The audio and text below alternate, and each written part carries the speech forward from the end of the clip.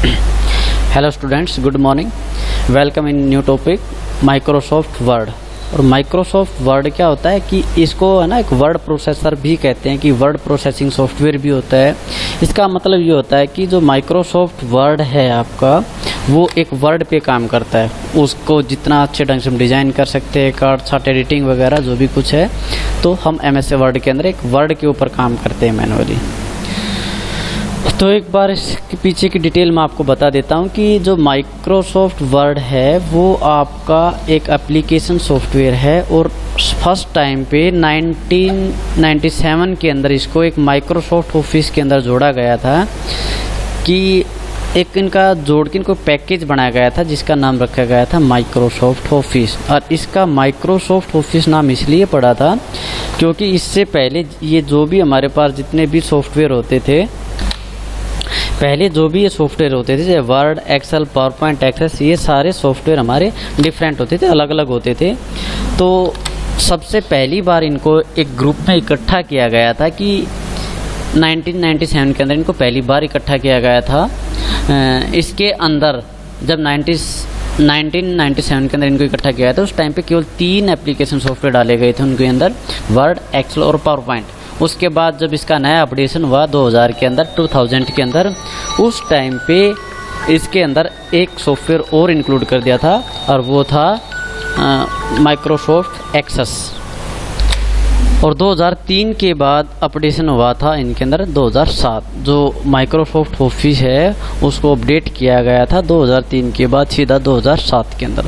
3 और 7 में क्या डिफरेंस है कि जो माइक्रोसॉफ्ट ऑफिस है आपका, जो 2003 वर्जन था, वो होता था हमारे पास मेनू बेस, कि उसके अंदर मेनूज होती थी, जैसे फाइल मेनू, एडिट मेनू, व्यू मेनू, फॉर्मेट मेनू, हेल्प मेनू। तो मेनू बेस पे वो सारा काम करता था। उसके बाद जब 2007 के अंदर इसका अपडेशन हुआ था तो उसके अंदर ये हमारे पास पहली बार आया था टैब बेस, जिसके अंदर टैब्स होती हैं, जैसे home tab, insert tab, page layout tab. इनके अंदर क्या था कि होम टैब के अंदर जो जनरली फंक्शन होते हैं वो डाले गए थे, जैसे भाई cut, copy, paste, formatting, paragraph वगैरह का, ये सारी चीज़ें होम टैब के अंदर डाल दिया था कि मेन इसका ये है। और इंसर्ट के अंदर जितना भी काम है वो सारा इंसर्शन का काम है। जो पेज लेआउट है उसके अंदर एक पेज से रिलेटेड जो सेटिंग्स होती है, मार्जिन वगैरह, पेज का साइज वगैरह, ये सारी चीज़ें हमारी पेज लेआउट के अंदर डाल दी थी।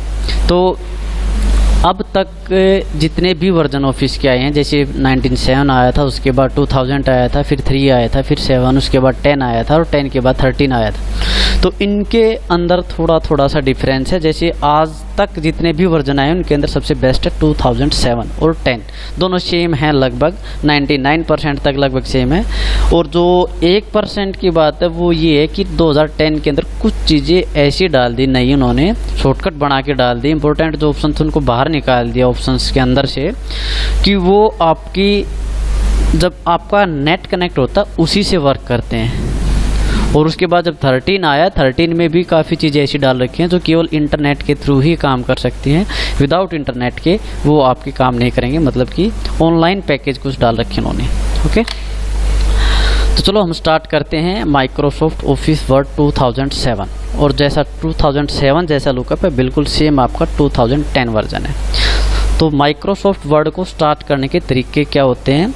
सबसे पहला तरीका कि सबसे पहले तो आपको इसको क्या होता है कि माइक्रोसॉफ्ट ऑफिस नाम का एक पैकेज आता है, उसको आपको इंस्टॉल करना पड़ेगा। और इंस्टॉल करने के बाद आपको यहाँ पर दिखाई देगा विंडो बटन पे, आप जब प्रेस करोगे ऑल प्रोग्राम्स, और ऑल प्रोग्राम्स के बाद आपको यहाँ मिल जाएगा माइक्रोसॉफ्ट ऑफिस। और ऑफिस के अंदर कुछ कंटेनर्स, आपको कंटेंट्स, कुछ फाइलें मिलती हैं आपको चूज करनी है यहाँ से माइक्रोसॉफ्ट ऑफिस वर्ड 2007, और इस पर आपको क्या करना है, क्लिक करना है। क्लिक करने के बाद ये आपका ओपन हो गया है माइक्रोसॉफ्ट वर्ड। इसका एक दूसरा तरीका ओपन करने का होता है कि विंडो के साथ आप R प्रेस करो, R के पास आप एंटर प्रेस करो, सॉरी विंडो और R। इससे क्या होता है कि जो रन बॉक्स होता है वो आपके पास आता है, और इसके अंदर आपको एक कमांड लिखनी पड़ती है। और इसका फ़ायदा ये होता है, कई बार क्या होता है कि माइक्रोसॉफ्ट ऑफिस को अगर मैं हाइड कर दूँ, कंट्रोल पैनल में जाके इस टॉपिक को हाइड कर दूँ, तो आप माइक्रोसॉफ्ट ऑफिस के किसी भी पार्ट को, Word, Excel, PowerPoint, Access को नहीं खोल सकते। लेकिन अगर आप रन कमांड के थ्रू ओपन करते हो तो उसके लिए एक तो ज़रूरी ये है कि आपको इसकी प्रॉपर कमांड आनी चाहिए, ना कोई कैपिटल लेटर होगा ना कोई आपका स्मॉल लेटर, जैसा है कमांड जैसी भी होगी वैसी की वैसी आपको लिखनी पड़ेगी। हाँ, इसका फ़ायदा ये होता है अगर आपने बेशक से उसको हाइड भी कर रखा है तो भी आप उसको ओपन कर सकते हो। तो आपको यहाँ पर क्या लिखना है, WinWord WINWORD और एंटर, तो आप इसको इस तरह भी ओपन कर सकते हो। ठीक है, तो सबसे पहले एक बार आपको थोड़ा सा इसके बारे में इंट्रोडक्शन वगैरह दे देता हूँ। माइक्रोसॉफ्ट ऑफिस जो होता है, सबसे पहली चीज़, सबसे पहला क्वेश्चन इसका यही है कि माइक्रोसॉफ्ट वर्ड की जो फाइल बनती है वो किस टाइप की फाइल बनती है। जो भी वर्ड में हम फाइल बनाएंगे, काम करेंगे, उसको सेव करेंगे तो फाइल किस फॉर्मेट में होगी। तो जो वर्ड की फाइल बनती है वो होती है हमारी डॉक्यूमेंट फॉर्मेट, डॉक्यूमेंट फाइल बोलते हैं उसको। ठीक है, जैसे कि हमारी नोटपैड के अंदर बनती थी टेक्स्ट फाइल बनती थी, और उसके बाद जो वर्ड पैड है उसके अंदर हमारे पास स्क्रैप फाइल बनती थी, पेंट के अंदर BMP फाइल बनती थी, तो MS वर्ड के अंदर डॉक्यूमेंट फाइल बनती है भाई। और डॉक्यूमेंट क्या होता है, डॉक्यूमेंट होता है collection of text, paragraphs and pages.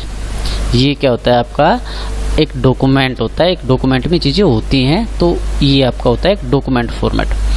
तो एक्सटेंशन नेम होता है आपका .docx, जो MS वर्ड है। कई बार क्वेश्चन आ जाता है कि आपका जो MS वर्ड होता है उसका एक्सटेंशन नेम क्या होता है। तो एक्सटेंशन का मतलब होता है उसकी जो फाइल, जो फॉर्मेट बनेगा उसकी फाइल का, वो क्या होता है, तो उसका ये होता है .docx। और जो एक्सटेंशन नेम है वो जो एप्लीकेशन सॉफ्टवेयर है हमारे पास, उसकी रेस्पॉन्सिबिलिटी होती है कि उसको अपना एक्सटेंशन नेम प्रोवाइड कराए। जैसे हम किसी भी फाइल को सेव कराते हैं, मान लो मैंने एक वर्ड के अंदर फाइल बनाई, उसको सेव कर दिया डेस्कटॉप पे और उसका नाम रख दिया जैसे मैंने ABC, तो उस फाइल का कंप्लीट नाम ये होगा abc.docx। और इसका रीज़न ये होता है कि जब भी हम किसी चीज़ को ओपन करते हैं, किसी एप्लीकेशन को ओपन करते हैं, तो सबसे पहले उसका इन्वायरमेंट चेक किया जाता है कि ये फाइल किस इन्वायरमेंट में बनाई गई है। तो उसका इन्वायरमेंट मिलेगा उसको .docx, तो सिस्टम समझ जाता है कि ये डॉक्यूमेंट की फाइल है, इसको सबसे पहले वर्ड को, MS वर्ड जो उसको ओपन करना पड़ेगा, उसके बाद इस फाइल को उसके अंदर डाउनलोड किया जाता है। क्योंकि जब हम एक बार फाइल को बना के सेव कर लेते हैं डेस्कटॉप के ऊपर, उसके बाद क्या करते हैं, उसको यूज़ करना तो हम सीधा डबल क्लिक करते हैं। तो डबल क्लिक करने से पहले सिस्टम का जो CPU जो काम करता है, सबसे पहले वो चेक करता है कि इस फाइल का इन्वायरमेंट क्या है, कि ये फाइल बनाई कहाँ गई है। तो वो लास्ट में चेक करता है कि वो .docx ये फाइल आपकी वर्ड में बनाई गई है। तो सबसे पहले क्या होता है, वो माइक्रोसॉफ्ट ऑफिस को रैम पे लेके आता है, जो मेन मेमोरी उसके अंदर। उसके बाद आपकी फ़ाइल का जो टेक्स्ट वगैरह होता है उस फाइल को आपकी फ़ाइल के अंदर लोड किया जाता है। ठीक है, तो चलो स्टार्ट करते हैं एक बार MS वर्ड के बारे में। सबसे पहले ये जो बटन आपको दिखाई दे रहा है इसको कहते हैं ऑफिस बटन। इसके अंदर कुछ मेन्स ऑप्शन होते हैं, जैसे न्यू फाइल के लिए open, save, save as, print, prepare, send, publish, close वगैरह के कुछ जो मेन ऑप्शन होते हैं वो आपको यहाँ शो कराएगा ऑफिस बटन के अंदर। उसके बाद ये छोटी सी आपको एक टूल सा दिखाई दे रहा होगा, इसको कहते हैं क्विक एक्सेस टूल बार, कि कोई चीज़ एज ए शॉर्टकट के लिए हम यहाँ रख सकते हैं। और यहाँ पर आपको मेनली 4 ऑप्शन मिल जाते हैं, जैसे सेव के लिए है, ये अंडू के लिए है, रीडू के लिए, ये प्रिंट के लिए है। ठीक है, इसके बाद हम चाहें तो रेड इसके अंदर करा सकते हैं कि ये होते शॉर्टकट के लिए, कि हमको उसके अंदर गहराई से ना जाके हम यहीं पे क्लिक कर दें और वो काम हमारा शॉर्टकटली हो जाए। ओके, उसके बाद ये जो आपने दिख रहा होगा होम, इंसर्ट, पेज लेआउट, एक जो लाइन सी आपको, एक मेनू सी आपको दिखाई दे रही है, इसको कहते हैं रिबन। रिबन के ऊपर ही ऑप्शन होते हैं आपकी होम, इंसर्ट, पेज लेआउट, और ये आपकी सारी हैं टैब्स बोलते हैं इनको भाई। ये होम टैब है, ये इंसर्ट है, ये पेज लेआउट है, ये रेफरेंस टैब है। तो ये सारी आपकी टैब्स होते हैं। जब भी आप होम टैब पे क्लिक करते हो तो जो ये रिबन्स है आपकी, इस रिबन के ऊपर आपको होम टैब की ही ऑप्शन मिलेंगे, जो आपके मेनली ऑप्शन होते हैं, जैसे कट, कॉपी, पेस्ट, फॉर्मेटिंग वगैरह वगैरह। और इसके अंदर भी देखो कुछ ग्रुप बना रखे हैं, जैसे कि ये है क्लिपबोर्ड, और क्लिपबोर्ड ग्रुप के अंदर सारा काम कट कॉपी और पेस्ट का ही होता है। ये आपका फ़ॉन्ट ग्रुप है, फ़ॉन्ट ग्रुप के अंदर सारा काम आपका टेक्स्ट की फॉर्मेटिंग का होता है। ये आपका पैराग्राफ ग्रुप है और इसके अंदर आपका सारा काम जितना भी है पैराग्राफ से रिलेटेड होता है। ये स्टाइल्स हैं जो बनी बनाई होती हैं, अप्लाई करनी होती हैं बस इसके अंदर। उसके बाद ये आपका एडिटिंग है, एडिटिंग के अंदर क्या होता है, फाइंड और रिप्लेस आपको करना, कोई चीज़ सेलेक्ट आपको करनी है, तो ये सारे ऑप्शन इसके अंदर होते हैं। उसके बाद इसके अंदर आपको 2 रूलर दिखाई देंगे। ये तो होता है हमारा ओरिजेंटल रूलर और ये होता है हमारे पास वर्टिकल रूलर, कि आपका जो पेज की लेफ़्ट टू राइट, अब भाई कहाँ से हम लिखना स्टार्ट करें, कहाँ तक हम लिखें लेफ़्ट टू राइट में, और इसी तरह से top to down, top to bottom, कि भाई हम ऊपर कितनी जगह छोड़ दें, नीचे कितनी जगह छोड़ दें। तो ये जो आपका वर्टिकल रूलर होता है ये हैंडल करता है आपके टॉप टू डाउन को, और जो आपका ये हॉरिजॉन्टल रूलर होता है ये आपका हैंडल करता है लेफ्ट टू राइट टेक्स्ट को।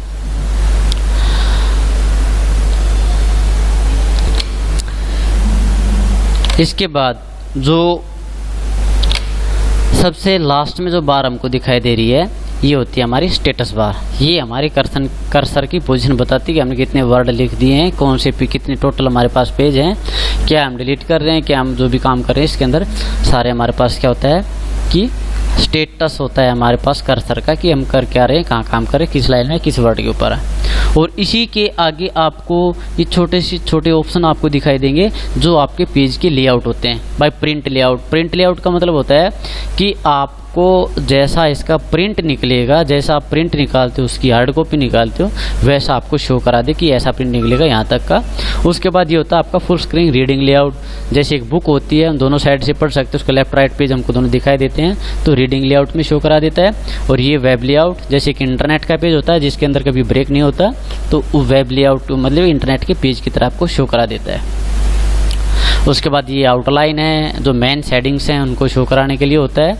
उसके बाद ये आपका ड्राफ्ट होता है, ये ड्राफ्ट की तरह छोटे छोटे पोर्शन लाइन पेज को ब्रेक की बजाय वो लाइन में शो कराता है कि यहाँ तक आपका एक पेज कंप्लीट हो चुका है। ओके, उसके बाद ये हमारे पास व्यू होता है कि आपको अपनी फाइल का कितना व्यू, जितना बड़ा रखोगे जूम आउट उसको जूम करोगे इसको, आपको इतना ही जो वर्ड वगैरह वो आपको बड़े दिखाई देंगे, छोटा करोगे तो छोटा शो करा दे। जैसे कि ये नॉर्मल जो जूम होता है वो होता हमारा 100%। इसके बाद जितना बड़ा करना चाहो आप बड़ा करके देख सकते हो।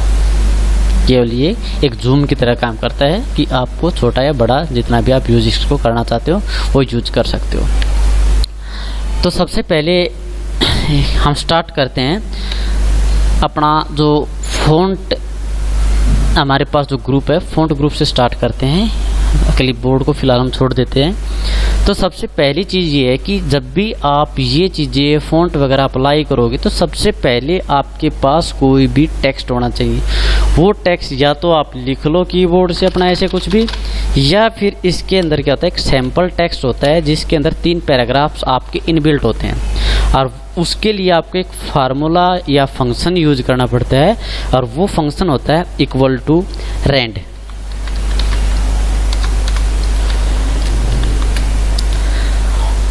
जो भी एक फार्मूला या फंक्शंस होता है उसकी पहचान ये होती है कि उसके आगे आपको इक्वल टू का सिंबल मिलता है जो कि रिजल्ट को डिक्लेयर करता है कि इसका कुछ रिजल्ट आएगा। उसके बाद फंक्शन का नाम होता है, जो फंक्शन का नाम है वो है रेंड, RAND, और उसके बाद इसकी पेरेंथीज होती हैं, ब्रैकेट होते हैं। भाई इसके अंदर जो पैरामीटर वगैरह डालते हैं वो चीज़ हम इसके अंदर डाल सकते हैं। बाय डिफ़ॉल्ट क्या होता है, अगर इसके अंदर हम कोई भी पैरामीटर ना डालें तो ये बाय डिफ़ॉल्ट इसके पास 3 पैराग्राफ्स होते हैं। जब भी आप एंटर करते हो, और ये ध्यान रखना आपको, जब भी एंटर करो तो कर्सर आपका जो पैरेंथीज आपकी क्लोज हुई है उसके पास में, जो ब्रैकेट आपकी क्लोज है उसके पास में होना चाहिए, और एंटर करोगे तो आपको ये 3 पैराग्राफ्स आपको मिल जाते हैं एज ए सैम्पल टेक्स्ट की तरह। इसका फ़ायदा ये है कि हमको जो फ़ॉन्ट ग्रुप है उसके अंदर जितने भी ये फॉर्मेटिंग वगैरह दे रखी है उसको अप्लाई करके देखने के लिए हमको कुछ लिखना नहीं पड़ता। उसके अंदर क्या होता है, हमको सैम्पल ही टेक्स्ट मिल जाता है। तो इसके अंदर देखो बाय डिफ़ॉल्ट 3 पैराग्राफ्स हैं। एक तो ऑन द इंसर्ट टैब से स्टार्ट होता है, दूसरा यू कैन इजीली चेंज, उसके बाद तीसरा टू चेंज ओवरऑल लुक। ठीक है, इसी तरह से अगर मान लो हम इसको इस तरह लिखते हैं इक्वल टू रेंड, और जो इसके अंदर ब्रैकेट है उसके अंदर हम लिख देते 1, तो इसका मतलब केवल जो पहला पैराग्राफ था वही आपको शो कराता। ओके, इसी तरह अगर हम इसको बीच में 2 लिख देते तो केवल फर्स्ट और सेकंड पैराग्राफ को ही शो कराता। ये आपका, ये देखो पहला पैराग्राफ और दूसरा। इसी तरह से अगर हम यहाँ पर लिख दे 5 तो इसका मतलब क्या होता है कि इसके पास केवल 3 ही पैराग्राफ्स हैं। उसके बाद क्या करता, ये इनको रिपीट करना स्टार्ट कर देता कि पहला पैराग्राफ जैसे पहला, दूसरा, तीसरा पैराग्राफ डिफरेंट थे। उसके बाद जो 4th पैराग्राफ आता वो वही आता जो पहला था, 5th पैराग्राफ वही आएगा जो आपका सेकंड था। ये देखो फर्स्ट पैराग्राफ, सेकंड और थर्ड, यहाँ तक तो तीनों पैराग्राफ डिफरेंट हैं। उसके बाद जो 4th पैराग्राफ देखो वो वही से वापस वही आ गया जो हमारे पास फर्स्ट पैराग्राफ था वही। उसके बाद जो सेकंड पैराग्राफ था वही हमारा 5th पैराग्राफ में आया। ओके, तो चलो हम स्टार्ट करते हैं फ़ॉन्ट ग्रुप को। सबसे पहले ऑप्शन दिखाई देंगे आपको यहाँ पर, ये स्टाइल्स, ये होते हैं आपके फ़ॉन्ट फेस बोलते हैं इनको, कि जिस स्टाइल में आप इनको लिखना चाहते हो। जैसे हिंदी में टाइप करना तो हमको यूज़ करना पड़ता है हिंदी के फ़ॉन्ट्स जैसे कि कृतिदेव 010, 011, 012, कुछ अलग अलग फ़ॉन्ट्स होते हैं। मंगल फ़ॉन्ट्स होता है जो नेट सपोर्ट करता है।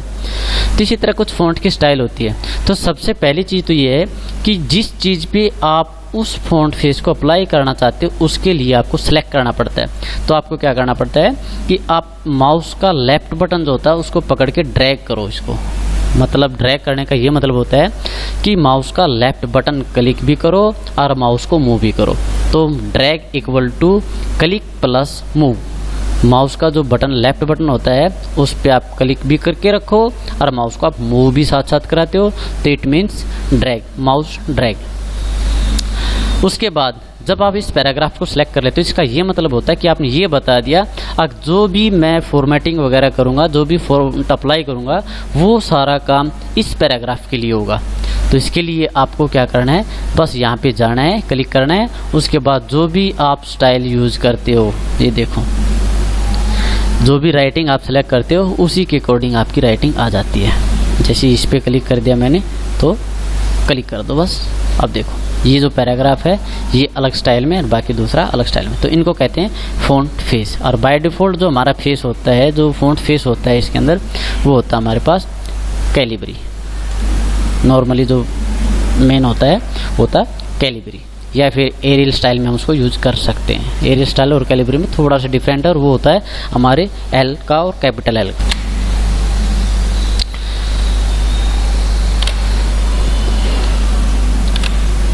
इसके बाद जो सेकंड ऑप्शन है वो होता है हमारे फ़ॉन्ट साइज, कि हम इसका साइज कितना बड़ा रखें। जैसे बाय डिफ़ॉल्ट होता है आपके पास 11 का और मिनिमम आप इससे कर सकते हो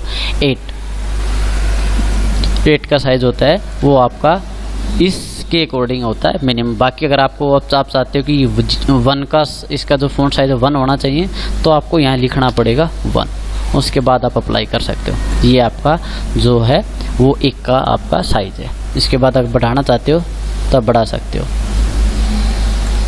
ओके, इसके बाद ये दोनों ऑप्शन भी आपके फ़ॉन्ट के जो फ़ॉन्ट होता है उसका साइज़ बढ़ाने और घटाने के लिए ही होता है।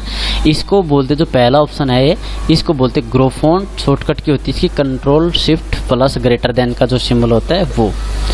और यहाँ पर इसने शो कराई शॉर्टकट की जैसे कंट्रोल के साथ ग्रेटर देन। इसका मतलब क्या होता है कि आपको पता होगा बाय डिफ़ॉल्ट जिस की पे डबल सिंबल होता है अगर उस की का हम डायरेक्ट यूज करते हैं तो हमेशा जो नीचे जो सिंबल होता है ना वो वर्क करता है, और जो ग्रेटर देन सिंबल होता है उसके नीचे डॉट होता है और ऊपर होता है ग्रेटर देन। इसका मतलब क्या है कि वो की अगर हम शिफ्ट के साथ यूज करेंगे तो ऊपर वाला सिंबल आएगा और बिना शिफ्ट के साथ यूज करेंगे तो डॉट का सिंबल आएगा। तो इसके लिए हमको प्रेस करना पड़ता है कंट्रोल प्लस शिफ्ट और ग्रेटर देन। तो भी हम इसका साइज को इंक्रीज कर सकते हैं, ग्रो कर सकते हैं, या फिर यहाँ पर क्लिक करते रहो बस अपने आप बढ़ता रहेगा। उसके बाद ये श्रिंक फ़ॉन्ट। श्रिंक का मतलब क्या होता है, सिकुड़ना, छोटा करना। तो श्रिंक फ़ॉन्ट के लिए वही शॉर्टकट की कंट्रोल प्लस शिफ्ट प्लस अब की बार लेस देन। ओके, या आप यहाँ पर सेलेक्ट करके उसको क्लिक कर सकते हो। तो ये तीनों ऑप्शन आपके लगभग सेम है। एक के पास दोनों फीचर है, बढ़ाने घटाने का, एक के पास केवल ग्रो करने का, एक के पास केवल छोटा करने के लिए, साइज उसका छोटा करने के लिए। ये जो ऑप्शन होता है ये आपका क्लियर फॉर्मेटिंग के लिए होता है कि आपने जो भी फॉर्मेटिंग लगा रखी है, जो भी जैसे कि आपने साइज बड़ा कर दिया, बोल्ड इटैलिक कलर वगैरह कर दिया, उसको एक साथ से रिमूव करने का काम करते हैं। चलो फिलहाल इसको हम बाद में यूज करते हैं। एक बार पहले जैसे बोल्ड में क्या होता है कि जो टेक्स्ट आपका बोल्ड हो जाएगा, थोड़ा उनका कलर ब्लैकनेस आ जाएगी, ब्राइटनेस सी थोड़ी सी आ जाएगी इसके अंदर। उसके बाद ये इटैलिक का मतलब थोड़ी टेढ़े अक्षर होते हैं, इस तरह से तिरछे वर्ड आएंगे। और अंडरलाइन जो भी इंपॉर्टेंट्स के लिए यूज करते हैं, जैसे कि सेलेक्ट किया और इसका ये मेन टॉपिक है तो इसको क्या करते हैं हम भी कॉपी में करते हैं, जैसे उसको अंडरलाइन कर देते हैं कि ये आपका इम्पोर्टेंट टॉपिक है तो अंडरलाइन। इसी तरह से ये होता है स्ट्राइक थ्रो का मतलब होता है कि आपने कुछ गलत कर दिया था और उसको आपको कटा हुआ शो कराना कि ये चीज़ हमने लिखी तो थी लेकिन बीच में हमने काट दिया इसको। जैसे कि आप मैथ में करते हो, अगर आपके पास होता है जैसे एक भिन्न होती है 5/10, इसका मतलब क्या होता है आप उसको काट के शो कराते हो कि 5 को काट दिया, उसके बाद 1 कि भाई 5 एकम 5 और 10 को 2 से काट दिया तो भिन्न नहीं बन जाते आपके पास 1/2, तो कटा हुआ तो हम शो कराते हैं ना। तो इसी तरीके से इसको यूज किया जा सकता है। जैसे मान लो ये 2 लाइनें थी, ये गलत हैं तो हम इनको स्ट्राइक थ्रो में क्या होता है कि लाइन बीच से आती है कि ये आपका इनवैलिड टेक्स्ट है। उसके बाद जैसे ये होते हैं हमारे पास सुपरस्क्रिप्ट और सबस्क्रिप्ट। भाई सबस्क्रिप्ट का मतलब होता है उस किसी वर्ड के नीचे लिखना, और भाई सुपरस्क्रिप्ट का मतलब होता है किसी वर्ड के ऊपर लिखना। जैसे कि पावर यूज करते हैं, जैसे कि मैं लिखता हूँ 10 की पावर 2 है, 10 की पावर 2। तो जैसे हमने यहाँ पर लिख दिया लेकिन ये पावर की तरह शो नहीं हो रहा, तो आपको क्या करना है, इसको केवल 2 को, जिसको आप उसकी पावर बढ़ाना चाहते हो, ऊपर लिखना चाहते हो, उसके लिए आप क्या यूज करोगे, केवल उस वर्ड को सेलेक्ट करोगे और यहाँ से सुपरस्क्रिप्ट। ठीक है, अब ये लग भी रहा है कि 10 की पावर 2 पावर की तरह लिख रहा है। जैसे साइंस में हमारे पास फार्मूला होता था H2O, जो वाटर का फार्मूला होता था, इसके अंदर क्या होता था कि जो 2 है वो नीचे होता था, तो इस तरह हम यूज कर सकते हैं सबस्क्रिप्ट का। ओके, H2O अब ये एक फार्मूले की तरह दिखाई दे रहा है। ओके, उसके बाद ये होते हैं हमारे पास चेंज केस का मतलब क्या होता है कि कुछ केस होते हैं लिखने के, जैसे कि अपर केस है, लोअर केस। अपर केस में क्या होता है सारे कैपिटल वर्ड में आता है, लोअर केस में सारे स्मॉल कैप्स में आते हैं, जितने वर्ड होते हैं हमारे स्मॉल में आते हैं।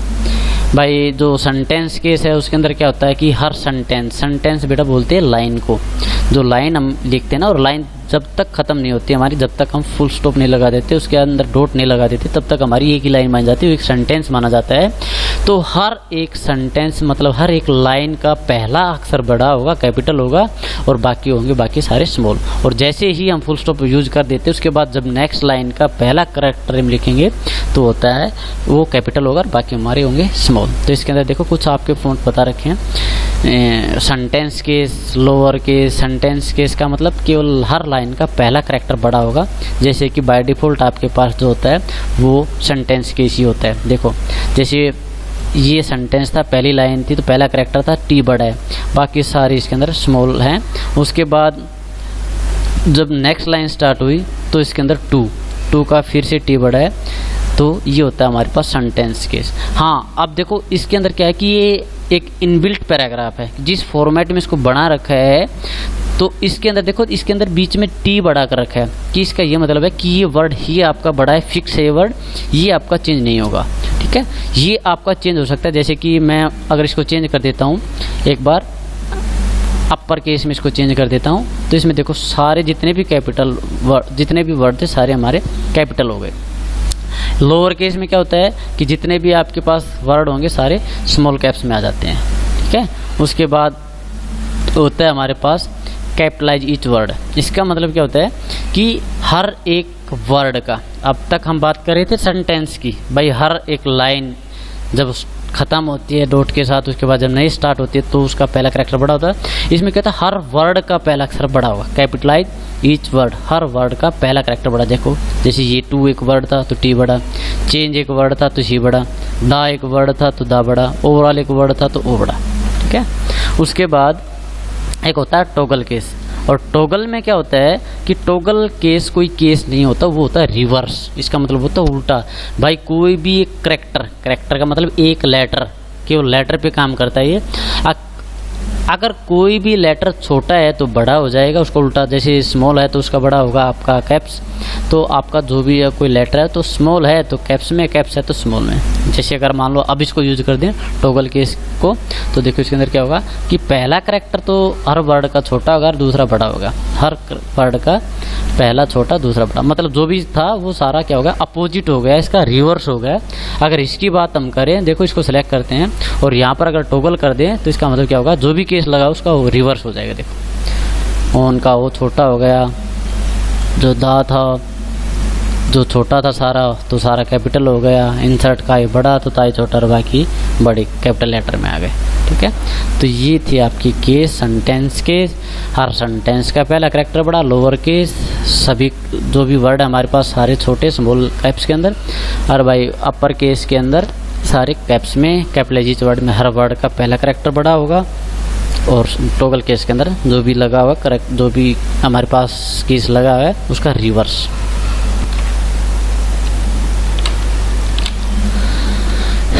उसके बाद नेक्स्ट जो है वो हमारे पास टेक्स्ट हाईलाइट कलर की। बैकग्राउंड जो टेक्स्ट है हमारे पास, जो भी लाइनें होती हैं उनके पीछे कोई कलर आएगा, ताकि जैसे दीवारों पे जब पेंटिंग करते हैं तो क्या होता है कि कॉम्बिनेशन बनाते हैं येलो का रेड का, कि येलो के ऊपर अगर आप रेड कलर में लिखते हो तो उसकी जो विजुलाइज होती है वो काफ़ी दूर तक साफ दिखाई देती है। तो इसके अंदर यही कुछ ऐसा ही होता है कि आपकी हर एक लाइन के पीछे कोई कलर आएगा जिससे आपका टेक्स्ट अच्छे से शो हो सके। ठीक है, ये देखो हर एक लाइन के बैकग्राउंड पे एक कलर आएगा, बैकग्राउंड जो कलर है हर लाइन के पीछे कलर है।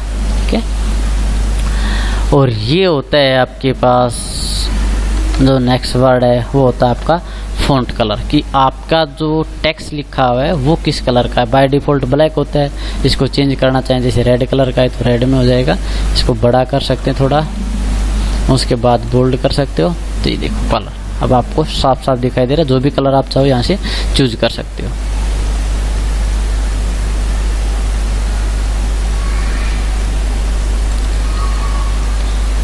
ओके, तो ये था हमारे पास कि हमने इसका कलर चेंज कर दिया। अब देखो मान लो मैं यहाँ पर कुछ फॉर्मेटिंग लगा देता हूँ। एक तो मैंने कलर लगा रखा है, यहाँ पर बोल्ड भी है, इटैलिक भी कर दिया, हमने इसकी स्टाइल भी थोड़ी चेंज कर दी।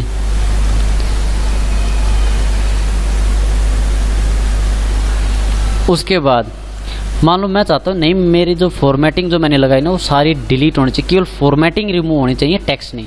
क्योंकि अगर हम डिलीट कर देंगे तो सारा टेक्स्ट फॉर्मेट सब कुछ साफ हो जाता है। तो हमको क्या करना है कि इसकी जो फॉर्मेटिंग लगी हो केवल उसको रिमूव करना है, क्लियर करना है कि जैसा पहले था ना वैसा ही हो जाए मेरा। तो इसके लिए क्लियर फॉर्मेट का जो करते हैं, ये क्या काम करता है कि जितनी भी फॉर्मेटिंग लगी होगी उन सभी को एक साथ रिमूव कर देता है। ये देखो अब ये ना बोल्ड है, ना इटैलिक है, ना इसका कलर है, ना ये इटैलिक वगैरह, ना बोल्ड है, और ना इसका साइज वगैरह डिफरेंट है। जैसा था जो भी फ़ॉन्ट फेस था सेम वही वापस हमारा आ चुका है। Okay, thank you.